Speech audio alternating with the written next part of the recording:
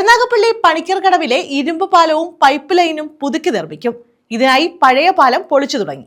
കുടിവെള്ള വിതരണത്തിന് താൽക്കാലിക സംവിധാനം ഒരുക്കി.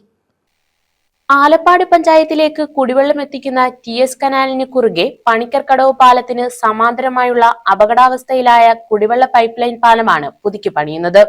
ഇവിടെ പുതിയ ഇരുമ്പ് പാലം സ്ഥാപിച്ച് പൈപ്പ് ലൈൻ കടത്തിവിടുന്നതിനുള്ള പദ്ധതിയും ഉടൻ ആരംഭിക്കും. പൊളിക്കുന്ന പ്രവൃത്തി ആരംഭിച്ചതിനാൽ അടിയിലൂടെ യാത്ര ചെയ്യുന്നവർ പ്രവൃത്തി പൂർത്തിയാക്കുന്നതുവരെ സുരക്ഷാ മാനദണ്ഡങ്ങൾ പാലിച്ചും ജാഗ്രതയോടുകൂടിയും മാത്രമേ യാത്ര ചെയ്യാവൂ എന്ന് വാട്ടർ അതോറിറ്റി അധികൃതർ അറിയിച്ചു.